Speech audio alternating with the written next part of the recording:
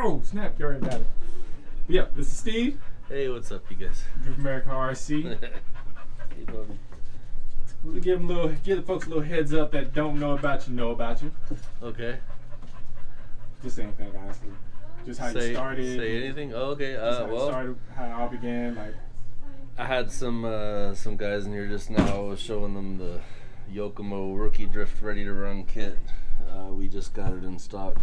It's pretty new as far as ready to run kits. Probably the only one I would really suggest. But this is our kind of new setup for starting out. It's kind of what we recommend: is a D5 Hobby Wing combo, Yokomo servo gyro combo, and Sanwa MX6 radio.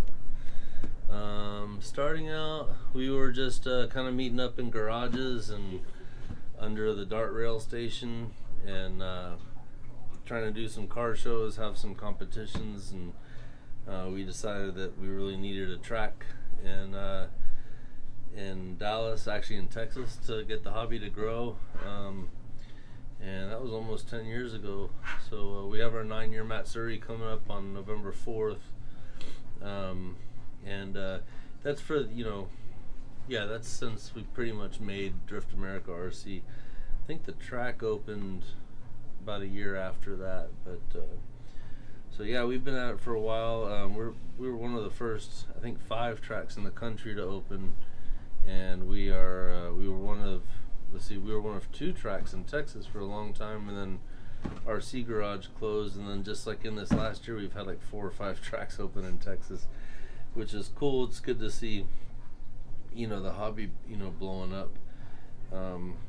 To be honest, I feel like these ready to run kits and the MSTs, the MST ready to runs, they're kind of sending the hobby in a bad direction. But when I was younger, I had a RC10 and it was a kit, and they came out with a ready to run version, or they started coming out with ready to run chassis, and ready to run just meant that the chassis itself was built. It didn't mean there was electronics and everything, but back then everybody thought that was ruining the hobby too, because people didn't take the time, put it in, put the energy in, learn how to tune and set up their car. And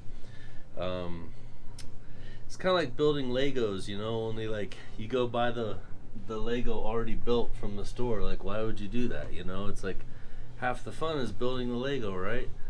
So yeah, it kind of same thing back then, and now it's happening to the drift side, which it's cool to see more people getting into it, but I feel like people are like, take it out of the box drive, and they're like, that was cool, and then they're done. But when you have to build it, you have to actually put some of your energy and some of your time into it. What would you highly recommend for people just beginning out with ready to run chassis, or most chassis that aren't built up like others? Like, what is the prime thing to do when it comes to starting out driving? There are 2 important things. There's the servo and gyro combo. That's what's going to make your car go in the right direction. And then, what was that noise? Like... I heard a noise on your camera. Oh, no. Nothing? Okay. So there's the servo and gyro combo, and then there's the speed control and the radio combo, because the speed control and radio is what gives you that low level throttle control that you need.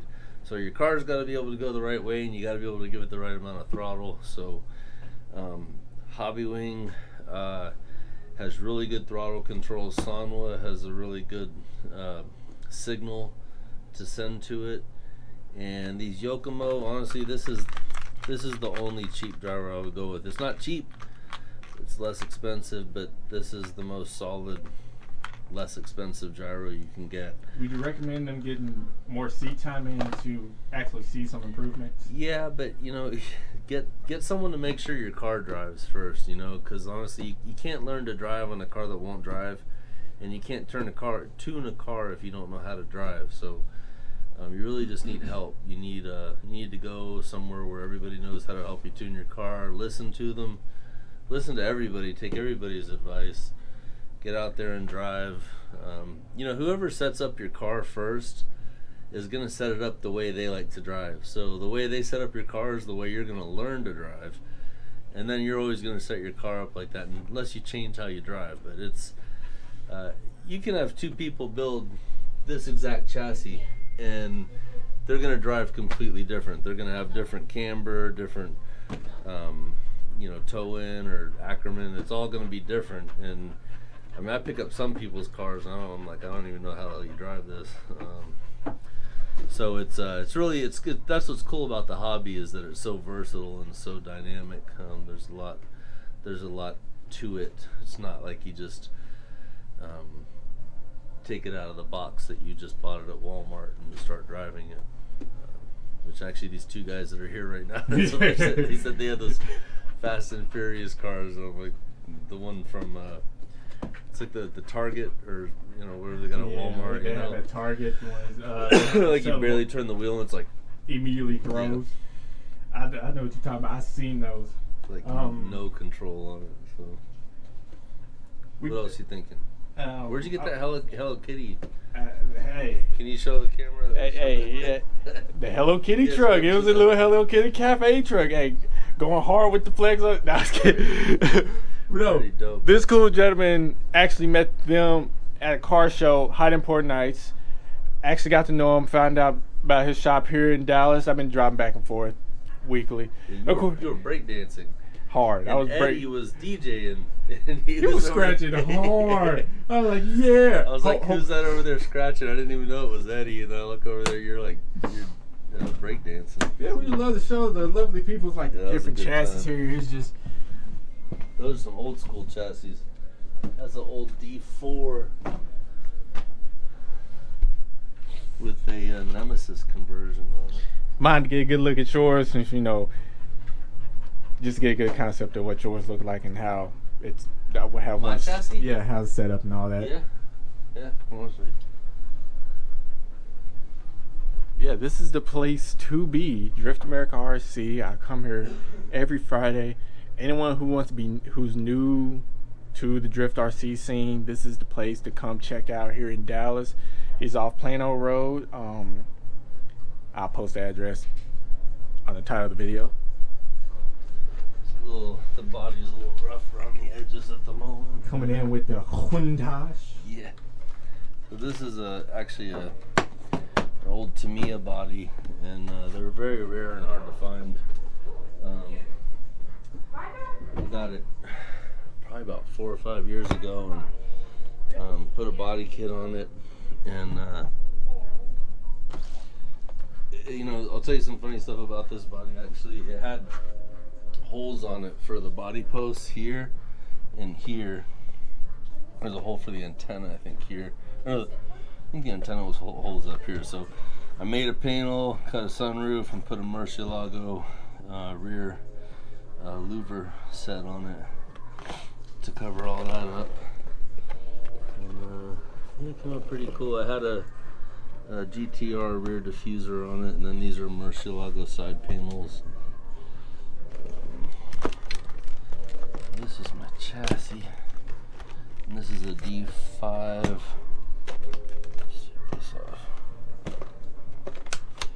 This is a D5. So I had 2 wheels, but my other one is MIA, so I've been running like a oval car wheel. Actually, that does work, because on most Lamborghinis the rears are wide. Mm-hmm. Well, like this side's different though. See, yeah, this is a smaller wheel. It's still pretty wide. It's 30 millimeter, but these are 35. So, but this is a D5 conversion. This is our DARC fire conversion. It's a rear motor setup. It's got the Rev D active tow conversion in the back. These are actually produced by R-Spec Manufacturing out of Houston. Romeo DePaz made it. I made skinny wheels for it so that you can get lots of angle without hitting the lower arms. So I just basically cut the insides of these wheels off. It's got skinny fronts, and if you're prone to breaking stuff like I do, there's a wall of plethora of parts. Yeah. We try to keep all the parts on. From knuckles to rear suspension plate. Yeah, just the foot. I constantly break these. I constantly. Yeah, I think you bought like the last 3. I bought 3. I did. I bought 3. But my starter was the MR. And then actually, didn't I buy like a knockoff D3? Yeah, you came in with a D3. Yes. The D3 is it's an all-wheel drive car, which is, it's back then it was fine, but now everybody's rear-wheel drive, and they're really hard to convert. You probably remember. I completely gave mine up to somebody else. I literally traded or sold it for less. You need to replace so much stuff to make it rear-wheel drive. You might as well just buy a rear-wheel drive chassis at that point. But honestly, if you do start out, it's nothing best than buying one you can build yourself, so you can get the understanding and feel putting it together because you did it yourself. But if you need help tuning, they'll talk to you about it, and many others. Well, any track, man, any track should be willing to help anyone new set up their car.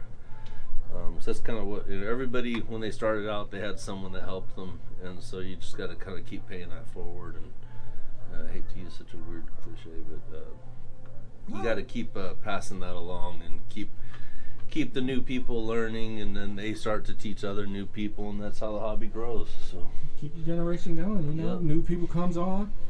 The new school comes in, the new class, and you just show them how it's done. And all of a sudden, the noobs are OGs, and the OG comes in, just the old heads, just showing them how it's done. Yeah. It's like that.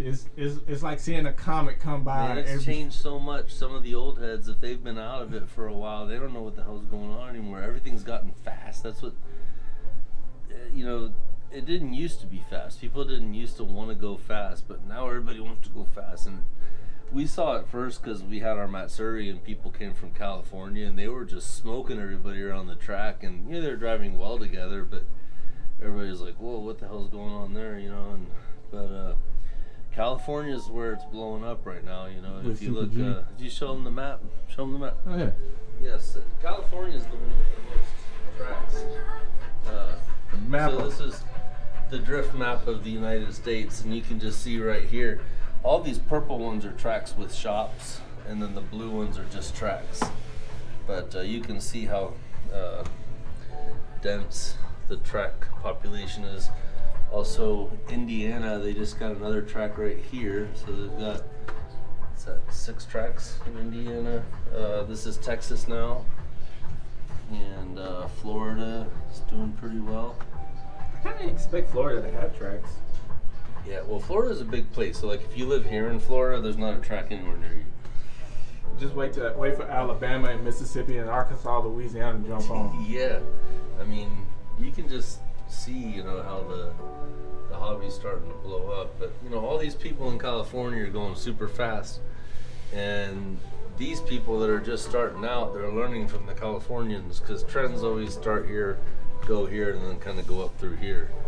So the trend is moving this way, and these people are starting to make everybody go fast. Whereas, like, the old people are still going real slow and just kind of steady and chilling. So, which I like. I prefer just to kind of chill and drive around the track, all feng shui and get in my groove.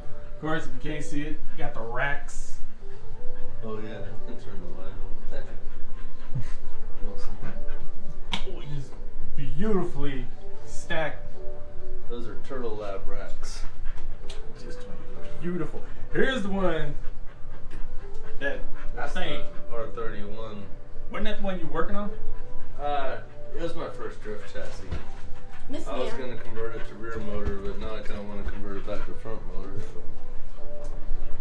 Oh, it's beautiful. Yeah, that's my old Hopper D. More of like a display, I guess. This one's actually, someone bought that. This one? Pick it up, yeah. Oh, I see. It got the just stock and everything and a quick run. Yeah, Carvin sold me that one. And this is where we do all the planning and event planning and Facebook maintenance. Side note: last round of Super G is happening next week. Yeah, well, the last round of the Texas.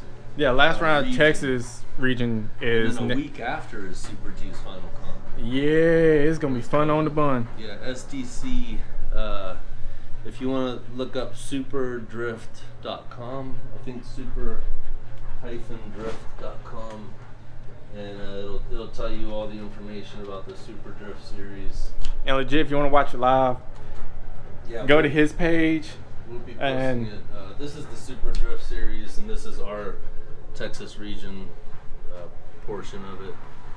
But these are all the tracks that are involved, and so their final is going to be October 6th, and our last comp is on the 30th. So it's boom, boom, boom, coming right up. And what was the other thing you asked me about? Oh yeah, our YouTube page.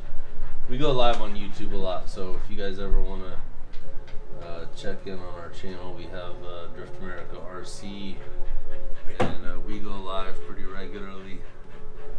And we went live last night for tandem practice, and we will be doing a live video for the comp this next week also. Well, thank you, man. And I appreciate you for humoring me with this. It's going to be a lot to cut and edit and post, but anything to help the hobby grow, honestly, because there's been a few people ask me about it and actually wants to know about it, and there's actually like maybe 1, 2, 3 people who ask where it's at, and I kind of gave them the address, but I feel like they may get lost because it's in like a plaza area. Yeah, it's tough to figure out. It's tough to wrap your head around, but like I said, as long as you got a track or a group of dudes that are drifting in the garage or whatever, and you get some help, then you can figure it out. And there's a lot of information out there, but you can watch YouTube videos all day, and then you walk into a track and someone will be like, oh, you need to turn up your gyro, and you're like, you can turn up your gyro, and then all of a sudden your car drives perfectly, and you just didn't even know. So there's things that when you see the chassis in person, like someone that's a little more seasoned, they'll look at it and be like, oh, fix that. I mean, I do it all the time. People bring in their car, and I can actually sometimes listen to someone drive their car. Like, remember, I could tell your wheel was wobbling the other day. And I actually need to readjust that because that free wobbling is probably what's throwing me. It's what throwing me off. Your axle's bent, man. Honestly. And see, I just replaced them too. You did? Yeah, because that last time it was shaking like an earthquake, and I replaced it and then it stopped shaking. It might be the wheel then. Yeah, it's because I got that spacer on there and it's too far out and it's loose. Normally when it's close like that, when it's close in, it doesn't shake, but the wheel also was scraping against the turnbuckle. Well, those wheels. Any other wheels, it wouldn't scrape, but those... What's up, big girl? Yeah, some wheels are a little more bulky on the inside. So. Yeah. I see that for sure. Check out his page. Feel free to come by here. He's open Monday, Tuesday, Wednesday, not Thursday. Wednesday is you doing the fingerboard thing, right? Yeah, fingerboard. Wednesday night fingerboard. Wednesday night fingerboard. Is it any particular fingerboard, or is it just like? Sprinkler or fingerboard you got, really? Because I'm sure people. The Wednesday night fingerboard session. I'm sure people can only afford tech decks at the moment. Yeah, I mean, if that's what you got, there's actually a whole world of fingerboard stuff out there, and we're working on building up our stock for. I mean, you can buy separate trucks and wheels, and obviously the decks. A lot of people are actually making the decks out of their home and stuff. You can like press the. I've seen that. I haven't seen. Because I went to look it up, and I thought I expect Technic to pop up, but and like a website for fingerboards popped up. They even got like the cruisers, the wide ones, like kind of like surfboard kind of look to it. Yeah. Those. It's. There's a whole world of. You can just look at my. I think the coolest thing about it is making the plazas when people like, here's a dude fingerboarding with his pants on his fingers. And, see these plazas, see how they set them up with like marble and stuff. I think that's really interesting. There's a lot of kind of like an architecture side of the hobby that people spend a lot of time on. People spend a lot of time making these plazas. Yeah. Make tortillas now. Drift. You just watch some tortillas. Here you go. There's some decks. They're not complete setups, but they're made by Sorry. But definitely come by Drift America RC or DARC. Head to his page, the group page. Post some good. Any videos I post comes from me being up here. Majority every Friday. It's $20. What's $20? Come up here and then go to a bar. But just, it's something new to get into. If you ever find yourself interested in drifting, then this is cars in general, honestly. And you want to, actually try a hand at tinkering what they do. This is the man to talk to. He does great work. There are plenty of other people that come up here that can help. On top of that, if you're interested in doing something, it's kind of like family joint too, if you. Yeah, I mean, we have some dudes bring their kids up here, and sometimes people bring their dogs up here. You'll see a lot of that. A lot of fathers and sons. Grayson's here with his dad right now. Actually, they show up every weekend, and they seem to have a pretty good time up here. It's like a real type of bonds. Like people you don't know, you'll slowly get to know, you start to make more friends. A lot of really interesting people, actually. Mechanics and welders, people that are into all different. You're a lineman. Let's just call it a lumberjack. I'm a lumberjack. We got a lot of different types of people that come in here. And it's always pretty cool people though. Everybody's interested in cars and everybody's interested in toys, and so we just have a good time and hang out. And if you got a crawler, there's a couple of guys up here who have crawlers. It's a good opportunity to have like a creative outlet, and like we have one guy that comes up here and he's really ingenuitive. He likes to create and modify things, and he does a lot of 3D printing, but he also does he's been mixing and matching chassis together and pulling parts from. I know, I got one of. Yeah. So it's a good creative outlet. The painting of the bodies is a good creative outlet. It gives you something. It's not like painting on a canvas. You're actually painting a body to make it look like a real car. And pull whatever you want to pull out of your head and make it happen. So it's kind of cool to be able to do that. As a grown man, to have any kind of creative outlet, you're very lucky. So yeah, not a lot of people do. Some people just go to work and they come home and then they go back to work. And see, Sulphur Springs, they don't offer that. Like having a place like this for a hobby like this, they don't offer that. It's money. It's majority bars, churches, more bars. The bowling alley is not really gonna cut it, because the kids don't go to bowling alley they don't really go like that all the time. They really don't go to the movie all the time unless the new movie comes out, and that's a rare occasion. None of those places are really creative. It doesn't really let you kind of express yourself, I guess. I guess bowling kind of. But this hobby itself is very creative, where you can be free and let your imaginative side come out and actually bring some of that to life. Anything you see that you want to do to a car, you can actually kind of bring that to life. How you see the colors, the livery, what wheels it rides. Just something like that. The stance and fitment, and you can do interiors. You can put stickers on it. Anything you can do to a real car, really, just about. It gives you that freedom to do it.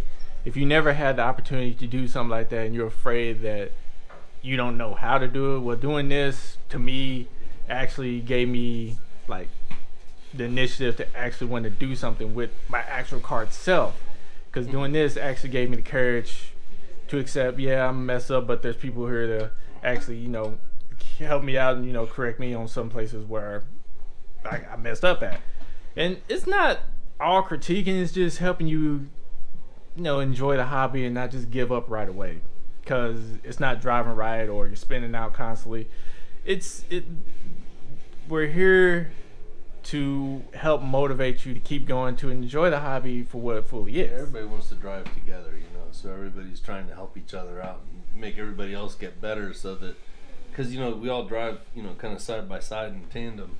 It's it's not like someone's trying to get in front of the other one. You know, we're all trying to kind of work together. So. And to let folks know, drifting is not a race. It's style. It doesn't matter if you're faster than someone. It doesn't matter if they're faster than you, as long as you can hang together and drive with style. That's what drift is mainly about, is driving with style and just enjoying the calmer things outside of trying to be the fastest than the next person. Anyone can always be faster than someone else.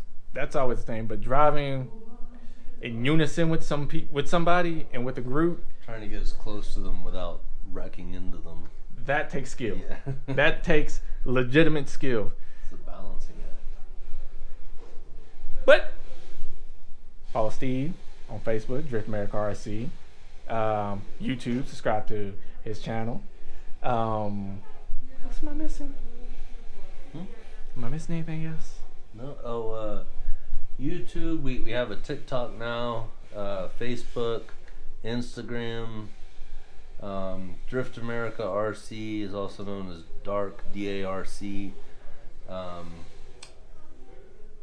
We have a Instagram and a Facebook page for the fingerboarding now too. It's Phoenix, FENIX fingerboarding, and you can get information about us any of those places, or you can just come by if you want.